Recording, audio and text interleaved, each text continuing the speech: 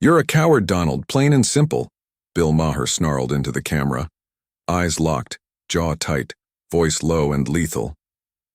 The audience fell into a stunned silence, the usual chuckles choked off by the sheer venom in his tone. It wasn't a joke. It wasn't satire. It was a full frontal assault, and the studio air bristled with something electric and dangerous. Sweat glistened at his temples, not from fear but from fury. He leaned forward, both hands gripping the desk like a man ready to flip it, like a man done pretending. You hide behind lawyers, lackeys, and lies. You threaten democracy with the same smug smirk you wore on a reality show. But here's the thing, Donnie. Your act doesn't scare me. You don't scare me. And I'm done letting you get away with pretending this is just politics. This is personal now. The audience was holding its breath, stunned into silence. As the words thundered through the studio, social media had already exploded. Clips of Maher's words flooding feeds before he even finished speaking. Hashtags caught fire, debates ignited, commentators fumbled for composure. But Bill didn't blink. He didn't stop. "If you've got the guts, come on my show, sit in this chair, defend yourself. But you won't, will you? Because you can't handle someone who won't bow. You can't handle real questions. You can't handle a mirror." The control room was in chaos. Producers barked orders into headsets, arguing whether they should cut to commercial or let it ride. The directors hand hovered over the button but didn't press it. Everyone knew something seismic was happening. Maher was beyond script now. No cue cards, no teleprompter, just raw, unfiltered rage. And it was captivating. Across the country, people stopped mid-scroll, mid-sentence, mid-breath. Televisions flickered in living rooms, bars, airports. Some cheered, some screamed, some called it insanity, others called it courage. Trump, in his Mar-a-Lago stronghold, stared at the screen, knuckles whitening around his Diet Coke glass. His face darkened, lips tightening into a razor-thin line. He was used to insults, to jabs and late-night punchlines. But this was different. This wasn't a punchline. It was a challenge, a dare, a trap set with surgical precision. Maher's eyes glinted with fire under the studio lights. "You want to run again? You want 4 more years? Then face the people, face me. No filters, no Fox safety net, no softball questions, just you, me, and the truth, if you can recognize it." The camera zoomed in slightly, framing his face like a boxer squaring up in the ring. The silence that followed was not empty. It rang heavy and thick, like the pause before a storm. And in that storm, the world leaned in, waiting to see what would happen next. For several seconds, there was only the hum of the lights and the soft, barely audible shuffling of stunned studio staff. Bill didn't move. He didn't need to. His words hung in the air like smoke after an explosion, acrid and thick, impossible to ignore. The camera cut away, but the damage had been done. Or perhaps the truth had finally been detonated. That night, the world did not sleep. The video of Maher's verbal assault became a bonfire on every digital platform. Twitter trended globally. "Yar Maher vs Trump. Yar real-time reckoning. Y'all call him out." Millions watched and re-watched the clip, dissecting every word, every inflection, every blink of Maher's steel-hardened eyes. On the left, a roar of approval erupted. For them, Maher had become something more than a host. He was a blade, finally swung. On the right, fury erupted like gasoline on fire, as pundits and politicians foamed at the mouth, accusing him of crossing a sacred line. But sacred to whom? And for what? Cable news panels fractured into chaotic collisions of opinion. Some called it bravery, others called it lunacy. But all agreed on one thing: it couldn't be ignored. Maher had forced the conversation into a new, dangerous territory. And Trump? He remained silent. For a while. For 36 hours, the former president issued no tweets, no Truth Social posts, no statement at all. Not even the familiar bleats of sycophants filled the void. He was quiet. Too quiet. His inner circle, rattled, whispered behind closed doors, trying to gauge what it meant. Was he strategizing, fuming, planning retaliation? Or had Maher actually pierced the unpierceable armor of Trump's narcissistic bravado? Inside Mar-a-Lago, the atmosphere had shifted. Gone was the easygoing bombast. In its place, tension, unease. Melania barely spoke, her eyes like frozen glass. Jared and Ivanka had withdrawn further, their presence ghost-like. Only a few of the hardcore faithful remained at his side, Jason Miller, Stephen Miller, and a barely sober Roger Stone. They sat with him late into the night, the real-time clip looping in the background like a battle tape. Trump watched it silently at first, then again, then again. With each viewing, his silence became heavier, his face more unreadable. On the fourth viewing, he finally spoke. "Get me a camera crew," he said flatly, his voice low and hoarse from disuse. "We're answering this." But it wasn't just about answering. It wasn't just another rant. Trump knew what Maher had done. He hadn't just insulted him, he had thrown down a gauntlet, and more dangerously, he had spoken in the language Trump understood best: spectacle. And now the former president was about to speak back, not in policy, not in a tweet, but in full, brutal performance. Meanwhile, Maher remained unfazed, or at least he appeared that way. Behind the scenes, he felt the walls begin to vibrate. HBO executives called. Sponsors grew twitchy. Anonymous threats flooded inboxes. Security around the studio was doubled, then tripled. For the first time in years, Maher could feel the raw pulse of real consequence, not just ratings. He was alone. In his dressing room the following night, sipping from a chipped mug of scotch-laced coffee that tasted bitter but grounding, his producer Paul came in with a look that said more than words. "He's responding," Paul said. "Tomorrow, live stream, 9 p.m. Eastern." Maher didn't flinch. "Good," he said softly. "Let him." The next evening, the internet trembled. Trump's team announced an impromptu special address to the American people from a velvet-draped room in Mar-a-Lago. Cameras rolled. Trump appeared, not behind a podium but seated like a king before his golden drapes. His expression was colder than usual, his tone even. Controlled. This wasn't a rally, it wasn't bluster. This was retaliation. "Bill Maher," Trump began, "is a nobody, a loudmouth, a failed comedian clinging to relevance. And what he said last night wasn't brave. It was disgraceful. It was an attack not just on me, but on the millions of Americans who believe in this country, who believe in making it great again." The performance was masterful in its poison. He didn't scream. He didn't froth. He went quiet and mean, the kind of venom that seeps in slowly. He cited ratings, poll numbers, called Maher mentally unstable, accused him of being a media whore addicted to attention. But then, just when everyone thought he'd dismissed the challenge, he turned the knife. "You want me on your show?" Trump asked, leaning in slightly. "You got it." Maher's phone exploded seconds later. Texts, emails, calls from every corner of the media universe. The internet cracked in half. Some said it was a stunt, that Trump would never follow through.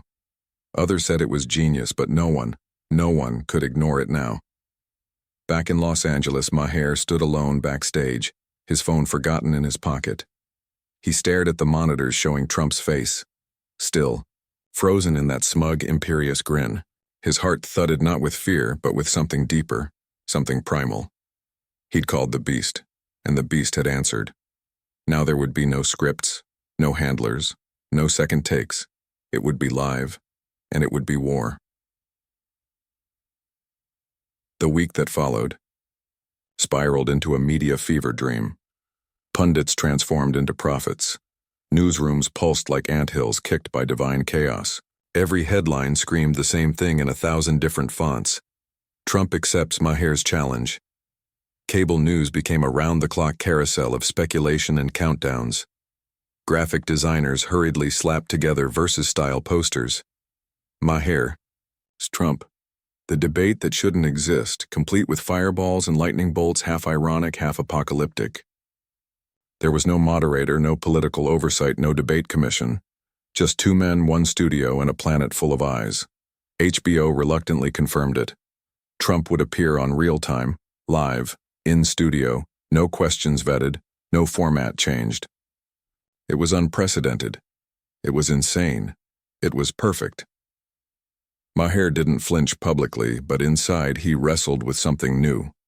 This wasn't a right-wing senator or some delusional conspiracy theorist. This wasn't a usual night of bloodied sarcasm and liberal applause. This was the former president of the United States, maybe the next one, God forbid, and he was walking straight into Maher's lion's den with a smirk and sharpened claws. Security transformed the studio into a war zone. Armed guards patrolled the perimeter. Bomb-sniffing dogs were brought in. Snipers were rumored to be stationed on rooftops nearby. The audience had to go through 3 levels of screening. There were emergency plans for protests, evacuations, violence. Producers argued endlessly behind closed doors. Paul, Maher's longtime producer, aged 5 years and 5 days. "This is madness, Bill," he said, hands trembling as he clutched a trembling espresso. "This is not a talk show anymore. It's a national flashpoint." But Maher, always calm in the storm he helped brew, just nodded. "Good," he said. "It means we hit something real." The day arrived like a slow-building thunderstorm. The sky above Los Angeles turned pale and brooding. Outside the studio, protesters gathered by the hundreds, some chanting Maher's name like he was a prophet, others waving flags and Trump signs, accusing him of treason, calling for his arrest, his firing, his head on a spike. Police stood in tense lines between factions. Reporters from every network in the free world elbowed for position. Drones buzzed overhead. Helicopters circled like vultures over a battlefield yet to erupt. Inside, the studio hummed with an unnatural silence. Every camera, every mic, every crew member operated with the solemnity of a bomb technician. Maher sat in his usual seat, but nothing about him felt usual. His suit was black, his shirt blood red, his eyes unreadable. No monologue tonight, no jokes, no warm-up. Just the ticking clock and the single word displayed across the screens, like a pulse. Live. The backstage door opened. Trump entered. He was flanked by 2 Secret Service agents, but walked ahead of them, slow and deliberate, like a man descending into an arena he believed he owned. He wore his signature blue suit, red tie, a face carved from stone. There was no waving, no smirking, just a long, hard stare at Maher. The 2 men didn't shake hands. They didn't speak. They didn't nod. They just looked at each other, the silence between them louder than any scream. Cameras rolled. Red lights blinked. The screen faded from black to the most watched feed in the world. Maher spoke first. "Well," he said, voice steady, cutting, "I'm surprised you showed up." Trump smiled, but it didn't reach his eyes. "You think I'm afraid of you, Bill?" Maher leaned back, lips curling. "I think you're afraid of the truth." And that was it. The match lit. From that moment, the world was no longer watching a talk show. They were watching something older, rawer, more primal. 2 alpha predators circling each other across a thin glass table, words sharp as blades, egos bloated with history and hatred. "You talk a lot about freedom," Maher said, "but everything you've done reeks of control. Controlling narratives, controlling people, controlling the truth. You don't love America. You love what it does for you." Trump fired back without blinking. "And you think running your mouth in a studio makes you a patriot? You peddle hate to rich liberals who laugh at your jokes while real Americans suffer. You're not the truth, Bill. You're just another elite clown in a dying circus." Gasps rippled through the studio. The air itself seemed to tighten, as if the room could barely contain their voices. But Maher didn't flinch. He leaned forward. "You tried to burn the country down because you lost. You didn't just lie, you convinced millions of people that reality is negotiable. You're a con man selling chaos. And now you're back for more because you need it. Because without this, without the rage, you're just a bloated man in a golf cart yelling at the wind." Trump's hands tightened into fists. "You want to talk about chaos? You're the one feeding division, Bill. You and your Hollywood friends with your smug superiority. Your endless preaching. You're the reason this country hates each other. Maher narrowed his eyes. No, Donald, you're the reason. You gave hate a microphone. You made ignorance patriotic. You made fear a brand. The audience sat frozen, caught between awe and dread. No clapping, no laughing, just the naked war of words, each strike deeper than the last. There was no moderator to break it up, no commercial break to cool it down. It was verbal combat at its most brutal, and the world was watching, breath held, afraid to blink. Then came the moment, the shift, the crack. Maher's voice dropped. Tell me, Donald, he said softly, when you sit alone at night, no cameras, no crowds, do you ever think about the people who died because of your lies, the families torn apart, the fear you fed? Do you ever feel guilt, or are you just empty inside? For the first time, Trump didn't speak. For the first time, he blinked. The silence stretched. It wasn't victory. It wasn't defeat. It was deeper than that. It was a fracture in the facade. Maher didn't press. He didn't gloat. He just watched. And somewhere in that heavy stillness, the world felt something rare. Something like truth. Something like reckoning. And it wasn't over yet. The silence held like a held breath teetering on the edge of collapse. It wasn't empty. No. It was louder than any word that had been spoken in the last hour. It was heavy with everything unspoken, everything Maher had laid bare, and Trump, for the briefest flash, had let show. The man who had spent years building walls around his ego, around his legend, around the myth of his own invincibility, had let one slip, one blink, 1 second too long. But he recovered. Trump straightened in his chair, shoulders rolling back, like armor being reaffixed, his jaw hardening into granite again. Spare me the therapist act, Bill, he growled, low and dangerous, his voice suddenly husky. You think you're some moral compass? You've made a living mocking people. You profit off division just as much as anyone. I've never seen you lift a finger to help anyone. You just sit here and talk. Big talk. Nothing else. Maher tilted his head slightly, not smiling, not retreating.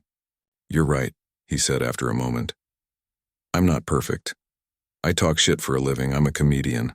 I never claimed to be a messiah. But here's the difference. I never tried to be king. I never tried to overthrow democracy. I never made followers think their country was stolen from them and told them to go burn it down. I've pissed people off, but I've never put them in coffins. Trump's eyes flared. You think you're righteous? You pushed vaccines. You mocked religion. You made fun of people who lost jobs and faith and families. You don't stand for anything. You stand against things. That's not bravery, Bill, that's cowardice behind a smirk. Something in Maher twitched, barely, but it was there. A flicker of emotion deeper than anger. Not fear, not guilt. Grief.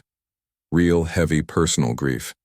My father died during COVID, Maher said, voice suddenly lower, steadier, quieter. The studio seemed to inhale.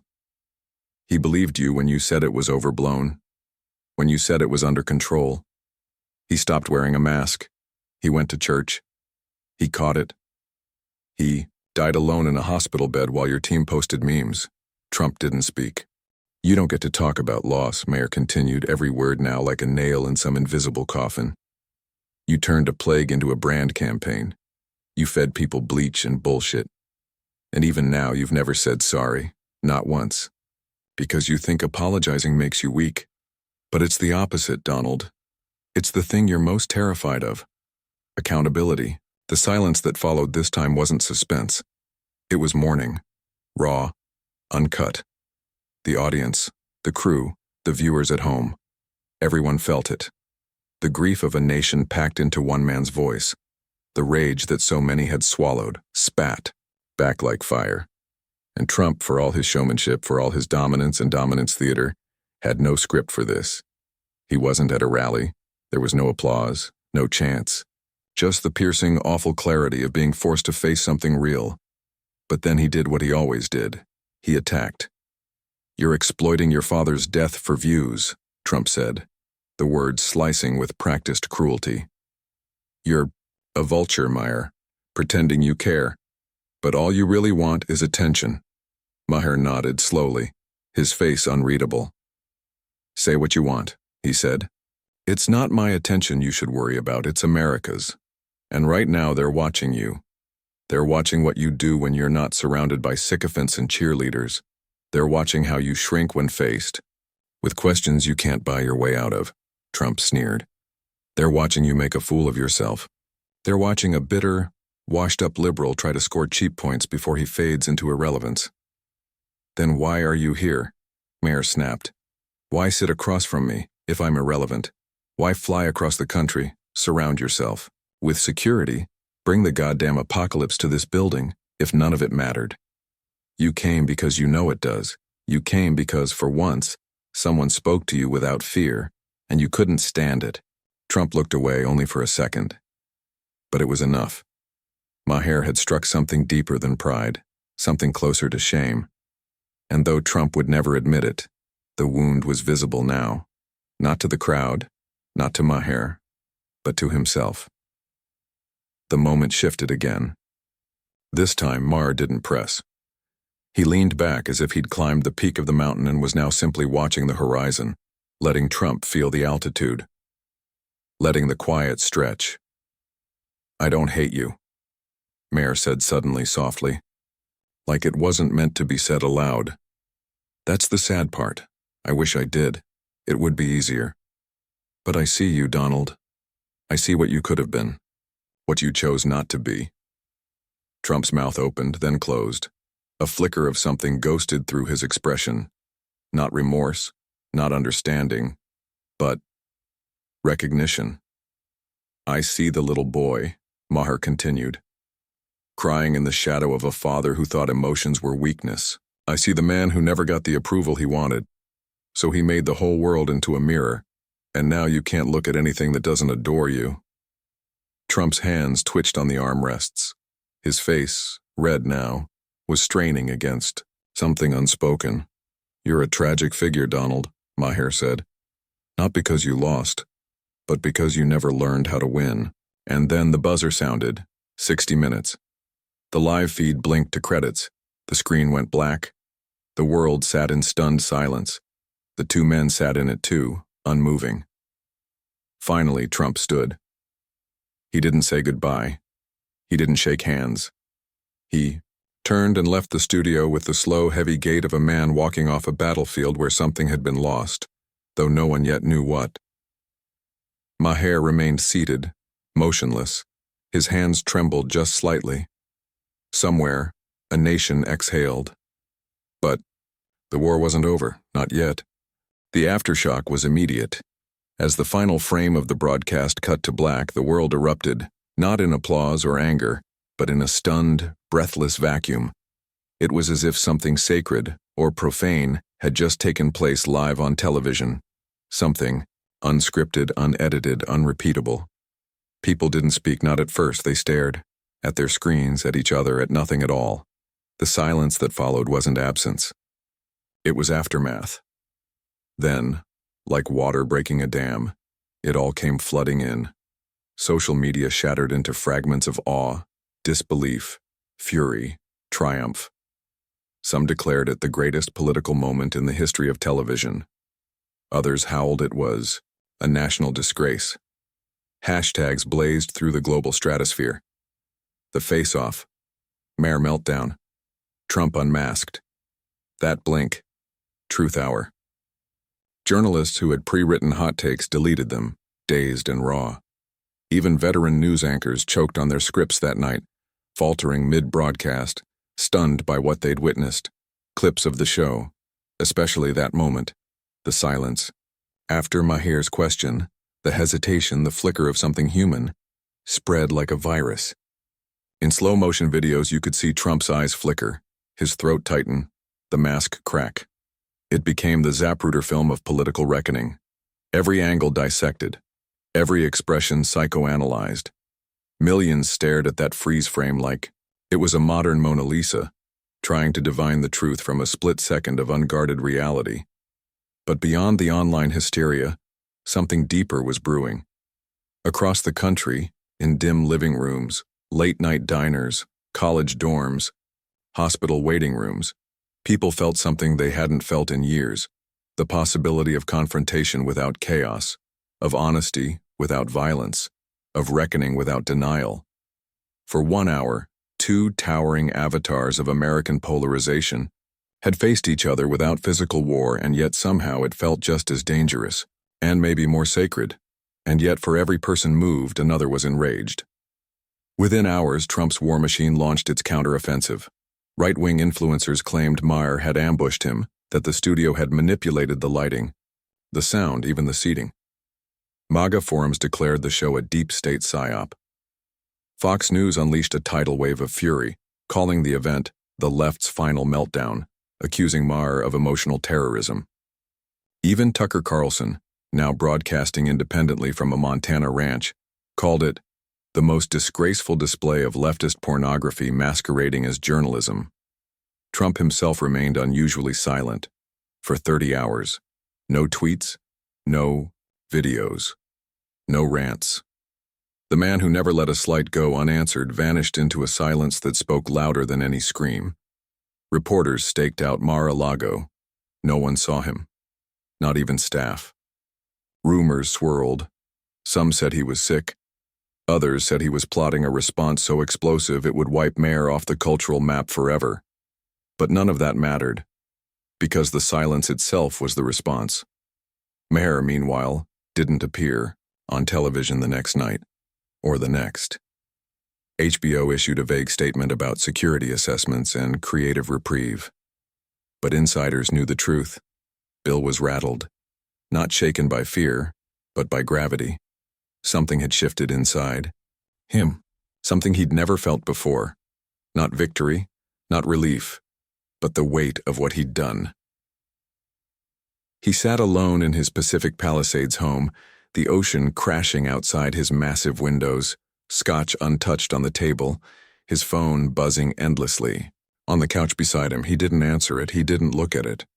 He just stared ahead into the dark, not thinking of Trump, thinking of his father.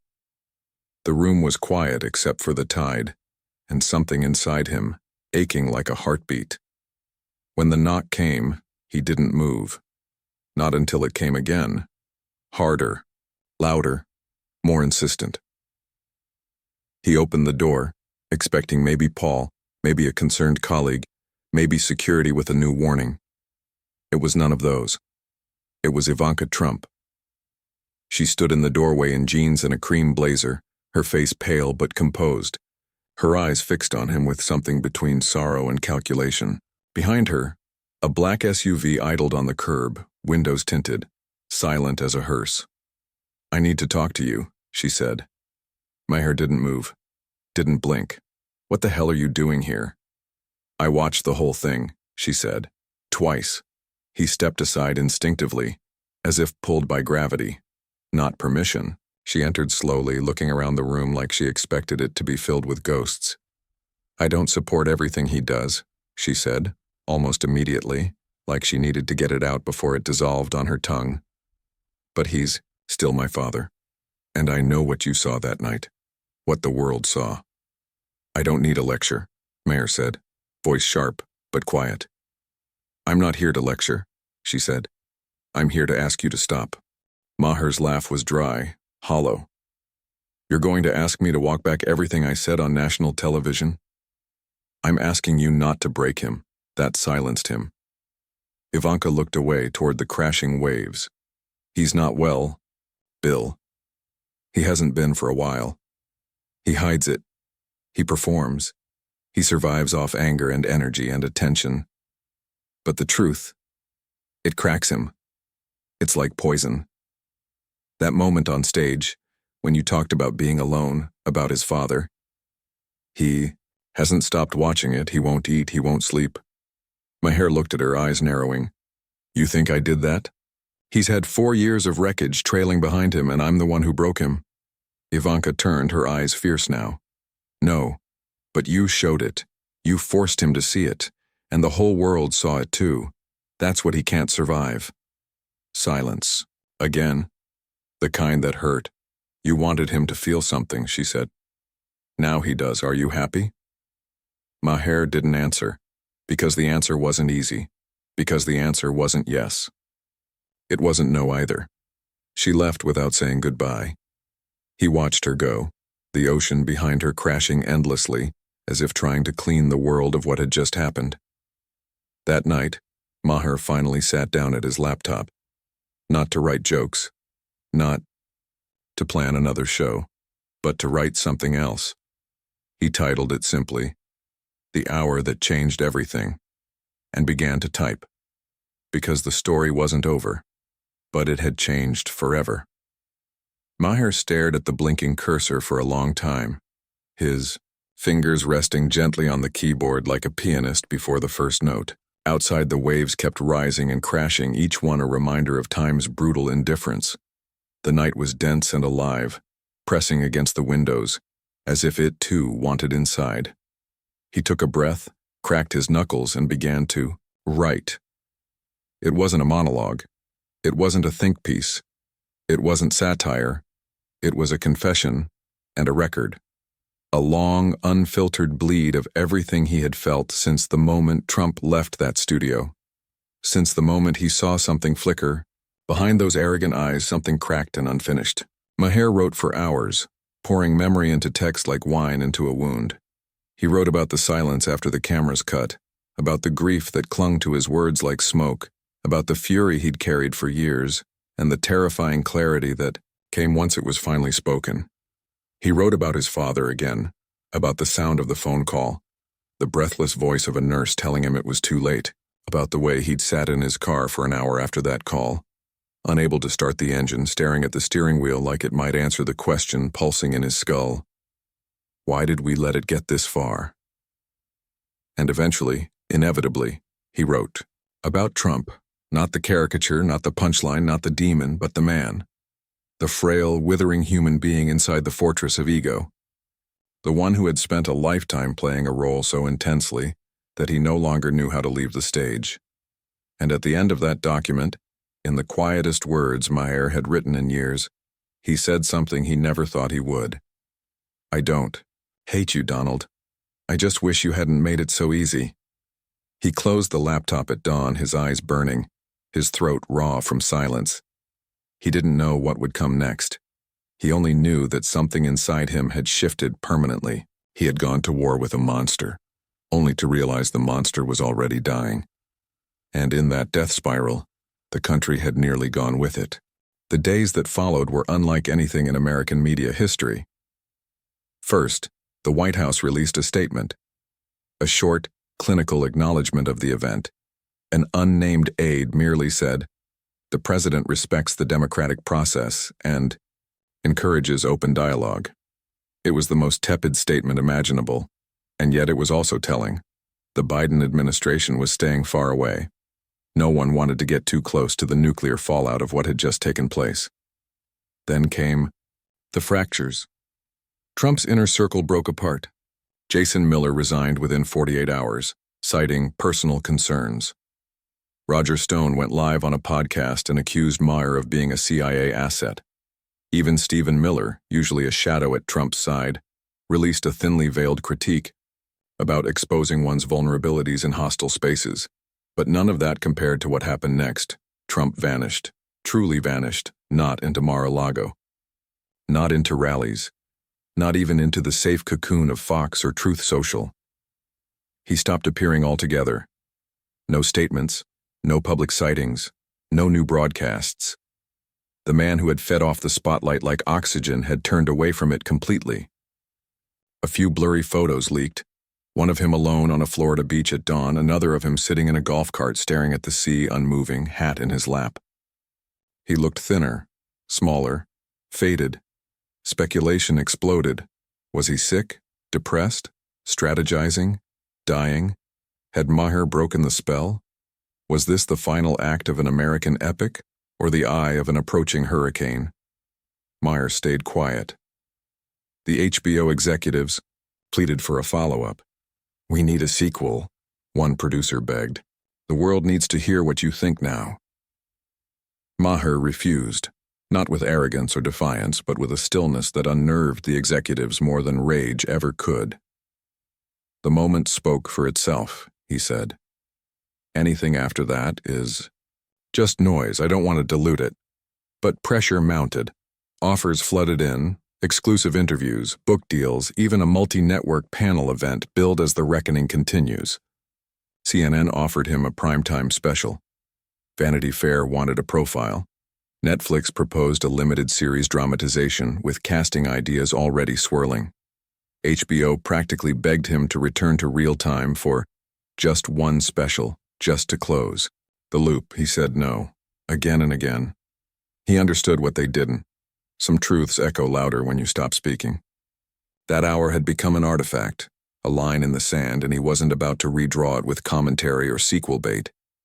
He knew the world was desperate for closure, but he also knew closure is a lie. There is only consequence. Still, the vacuum his silence created became its own black hole, pulling in speculation, conspiracy, and myth. Forums began treating the Maher Trump interview like a sacred text.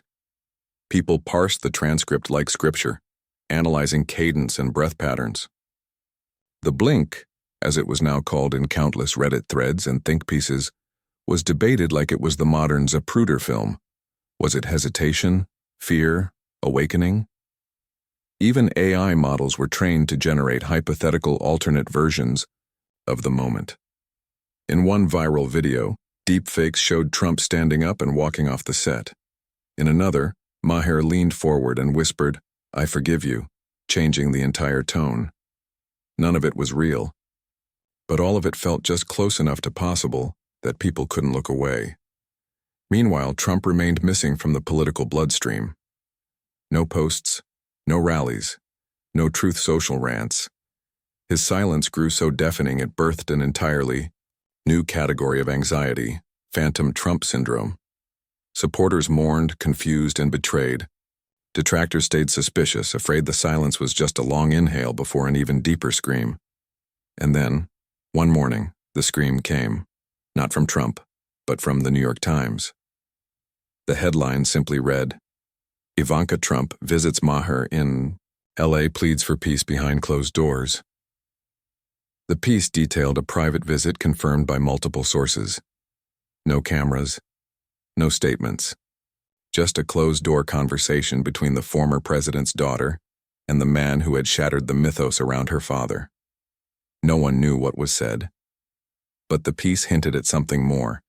The word intervention appeared carefully, multiple times. The nation reeled again. Suddenly, the moment wasn't just an interview. It was now part of a larger, unraveling family saga, one where even the most loyal figures were drifting away from Trump's gravitational pull. The narrative shifted again. Had Maher's words begun not just a cultural reckoning but a personal one? Had he pierced the core? Then one day, silence gave way. Trump's official channels released a single message. It was a photo, just an old sun-stained snapshot of a young Donald Trump standing next to his father, Fred, in front of a half-built tower. They both looked stern. Fred's hand was on Donald's shoulder, firm and possessive. There was no caption, no words. But it was more than enough. The photo went viral instantly. Commentators lost their minds. Some saw it as a signal of rebirth, others a cry for help. A few claimed it was the closest thing to an apology Trump could give. Maher, for his part, refused to comment. When asked by a journalist outside a cafe in Venice Beach, he only smiled faintly and said, "The past always shows up eventually, even if you never invite it." But behind closed doors, Maher wasn't untouched.